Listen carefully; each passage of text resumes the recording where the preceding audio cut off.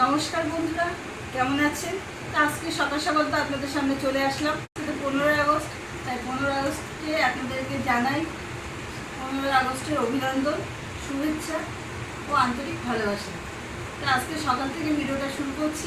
সারাদিন কী করছি সেটাও আপনাদের সঙ্গে শেয়ার করব। এখন আমি তো ঘরে বসে আছি, এবার রাস্তার দিকে যাব আর কি হচ্ছে সেটাও আপনাদের সঙ্গে শেয়ার করব।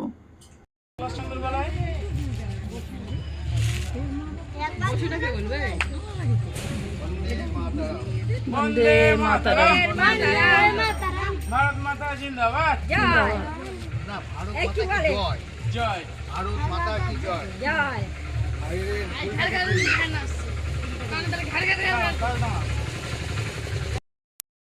বন্দে মাতরম। বন্দে মাতরম। বন্দে মাতরম। বন্দে মাতরম। নেতাজি সুভাষ চন্দ্র কি জয়।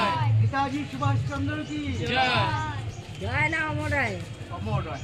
হ্যাঁ এখনো তো স্কুলে স্কুলে নেতাজি সুভাষ চন্দ্র কি জয়। অমর রয়।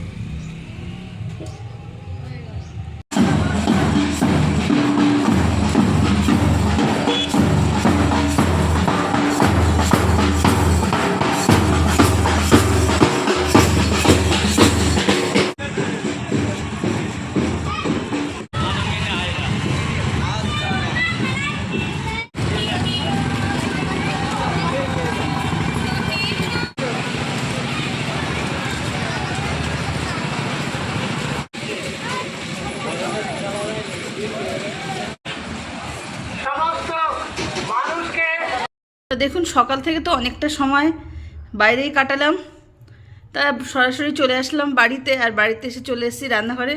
তা আজকে এই যে আপনার দাদা বাজার থেকে মাংস নিয়ে এসছে, আর কালকে তো চিংড়ি মাছ নিয়ে এসেছিলো, তা কিছুটা চিংড়ি মাছও ছিল ফ্রিজে। আর এখান দিয়ে এই যে মামা শ্বশুর বাড়ি থেকে একটু কুমড়ো শাক নিয়ে আসলাম। তা এই কুমড়ো শাক দিয়ে আজকে এই চিংড়ি মাছ দিয়ে চচ্চড়ি বানাবো। আর ফ্রিজে দুটো ঝিঙেও ছিল, সেই ঝিঙেটাও দিয়ে দেবো ওই চচ্চড়ির মধ্যে। তা আপনারা দেখতে থাকুন কিভাবে কি চচ্চড়িটা করছি, সব কিছু আপনাদের সঙ্গে শেয়ার। সমস্ত কিছু কাটা হয়ে গেছে, আমি মাংসের জন্য একটু আলু কেটে নিয়েছি। আর এই যে কুমড়ো চচ্চড়ি করবো কুমড়ো শাকের, তা কুমড়ো শাকগুলো তো পরিষ্কার করে কেটে নিয়েছি। তার সঙ্গে এখানে দিয়েছি এইভাবে সরু সরু করে আলু, আর দিয়েছি দু একটা ঝিঙে। এই যে ঝিঙেটাও দিয়েছি এইভাবে, তা কেটে পরিষ্কার করে ধুয়ে নিয়েছি। আর এদিকে সমস্ত কিছুই কাটাকুটো হয়ে গেছে। এই যে চিংড়ি মাছ দেবো কুমড়ো শাক চচ্চড়ির মধ্যে। আর এদিকে একটু কাঁচা লঙ্কাও কেটে নিয়েছি, পেঁয়াজ তো কেটেই নিয়েছি মাংসের জন্য। তা দেখতে থাকুন কীভাবে কি রান্নাটা করছি। তা দেখুন, এদিকে তো রান্নাটা বসিয়ে দেবো, আর গ্যাসে কড়াইতেও বসিয়ে দিয়েছি। তার কড়াইয়ের মধ্যে সামান্য একটু তেলও ছিল, আর এর মধ্যে আমি দিয়ে দিচ্ছি আরও কিছুটা তেল। আর তেলটা একটু গরম হোক। আর জানেন তো, সকাল সকাল আজকে ঋতু না স্নান সেরে ওরা চলে গেছে টিউশনিতে। আজকে ওখানেই টিউশনিতে একটু অনুষ্ঠান হচ্ছে, তাই ওরাও টিউশনিতে বেরিয়ে গেছে। আর আপনার দাদাও গেছিলো। আর যে ঋজুদের টিউশনি মাস্টার, ওটা আপনার দাদার সহপাঠী ছিল, স্কুলের সহপাঠী। তা সকালবেলা আপনার দাদাকেও একটু নেমন্তন্ন করতে ও গেছিলো, তাই ওখান থেকে এসে আবার দোকানে চলে গেছে। আর ঋতু তো টিউশনিতে এখনও আছে, আসেনি বাড়ি। তা ওরা এসে এই যে তাড়াহুড়ো করবে, বলল মা খেতে দাও, এই জন্য তাড়াতাড়ি রান্নাটা বসিয়েও দিচ্ছি। তো জানেন তো, ওরা যে টিউশনিতে চলে গেল, আর তখন না দেখে আমার মনটা খুব খারাপ লাগছিল। খারাপ লাগছিল বলতে বারবারই মনে হচ্ছিলো যে না, নিজের স্কুল লাইফের কথাটা, যে ফেলে আসা কিছু দিনগুলোর কথা, যে নিজেরাও কি করতাম, আনন্দ করতাম সবাই মিলে, কীভাবে 15 আগস্টটা পালন করতাম, সেসব কথা মনে পড়ছিল। এই জন্য সকাল সকাল গুছিয়ে নিয়ে একটু বাইরের দিকে গেলাম। আর ওদিকে তো আমার মামা শ্বশুরের ছেলে, মানে ছোটো দেওর হয়, ও পতাকা উত্তোলন করেছিল, ওর সঙ্গে একটু পতাকা উত্তোলন করলাম। তার সঙ্গে পাশেও বাচ্চারা পতাকা উত্তোলন করছিল, ওদের সঙ্গে একটু সময় কাটালাম, কাটিয়ে বাড়িতে চলে এসেছি। আর এসে তো রান্নাটা বসিয়ে দিয়েছি। তো দেখুন, এদিকে তো তেল গরম হয়ে আছে, তো তেলের মধ্যে দিয়ে দিচ্ছি পাঁচফোড়ন।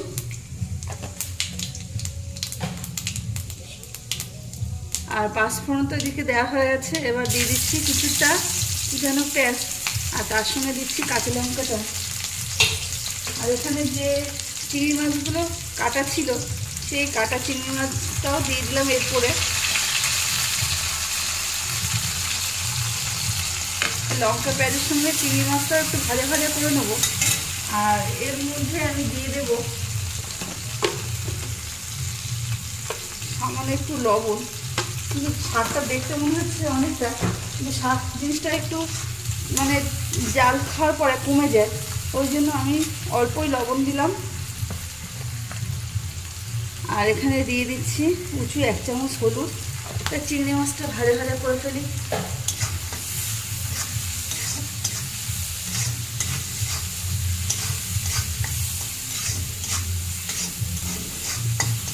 আর চিংড়ি মাছ ভাজা করতে করতে আর একটা কথা বলি, যাদের কথা না বললেই নয়, যে এই দেশের জন্য জীবনদান দিয়েছিলেন, তাদেরকে জানাই আমার তরফ থেকে কুর্নিশ।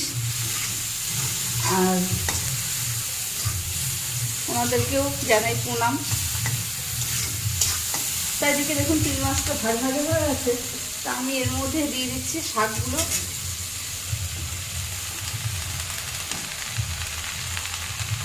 এই শাকটা একটু নাড়াচাড়া দিয়ে আমি কিছুক্ষণের জন্য ঢাকা দিয়ে দেবো। আর দেখতে মনে হচ্ছে দেখুন কতটা শাক, একটু পরে একদম কমে যাবে।